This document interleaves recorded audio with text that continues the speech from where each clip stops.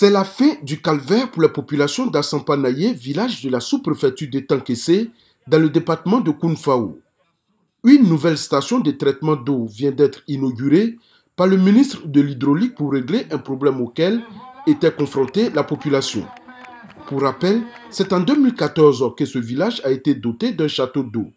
Mais à l'exploitation, il a été constaté que le traitement de type T1 qui avait été initialement prévu n'était pas adapté pour cette eau, ce qui la rendait difficilement consommable.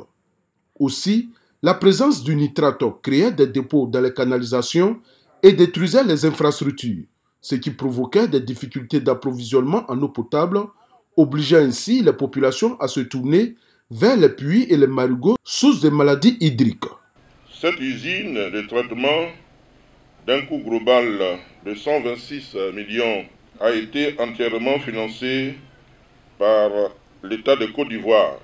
Les travaux ont été réalisés en 6 mois. Grâce à cette nouvelle station, nous avons une production de 462 mètres cubes jour pour un besoin qui est de 112 mètres cubes jour, soit un gain, un excédent de 350 mètres cubes jour.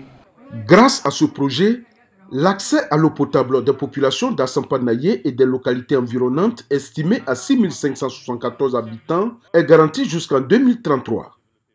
Après Assampanaye, le ministre de l'Hydraulique s'est rendu à Ndakro, toujours dans la sous-préfecture d'Etankessé. Ici, il a procédé à l'inauguration du château d'eau de Dinibo et de Ndakro d'un coût de 304 millions de francs CFA. Avec ce projet, une production complémentaire d'eau potable de 330 mètres cubes jour viendra s'ajouter à la production déjà existante. Ce moment, nous l'attendions depuis fort longtemps. Et aujourd'hui, le président de la République nous a enlevé une épine du pied, qui est la souffrance d'eau potable en Ndakro. Disons merci au président de la République. Les localités de Ndakro et de Dinibo, jusqu'à ce jour, étaient alimentées en eau à partir d'un système d'hydraulique villageoise amélioré HVA de 20 mètres cubes pour Ndakro et 6 mètres cubes pour Dinibo.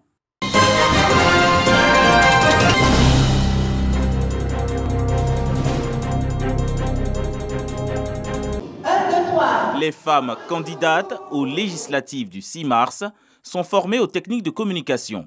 C'est un atelier initié par l'organisation Lead for Her et le ministère de la Femme, de la Famille et de l'Enfant pour apprendre à ces femmes à acquérir les techniques de communication orale, de la gestuelle et d'autres atouts nécessaires à la conquête de l'électorat. J'ai vu dans la salle qu'il y a des femmes déjà élues et donc il est bon pour moi d'avoir l'expérience de ces femmes qui, sur le terrain, ont pu capitaliser leurs actions pour pouvoir avoir la victoire. J'avoue que ce matin, je suis vraiment épatée parce que c'est une formation pratique et qui met l'accent sur le développement humain, qui met l'accent sur les attitudes à avoir pour être un bon acteur politique. On a appris beaucoup avec les anciennes qui étaient là, qui nous ont transmis leur expérience.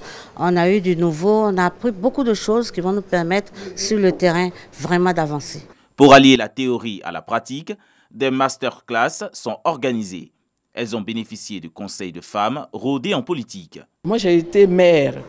Et être maire, c'est un peu gérer à un niveau plus élevé sa famille. Quand nous gérons nos familles, nous nous occupons de santé, nous nous occupons d'éducation, nous nous occupons même de nos maisons. Ça a été une expérience passionnante. C'est pour ça que je me plais à venir partager ça avec d'autres femmes dans le cadre de la solidarité féminine. Au travers de cette activité, l'organisation veut aider le gouvernement dans sa volonté de renforcer la protection des droits des femmes et assurer la parité entre le genre au poste de responsabilité. Dans quelques jours, les femmes vont en campagne. Nous organisons cette formation en direction de 30 femmes. C'est une formation assez pratique. Une formation qui va les aider à prendre la parole. Comment devant un public, on prend la parole pour séduire.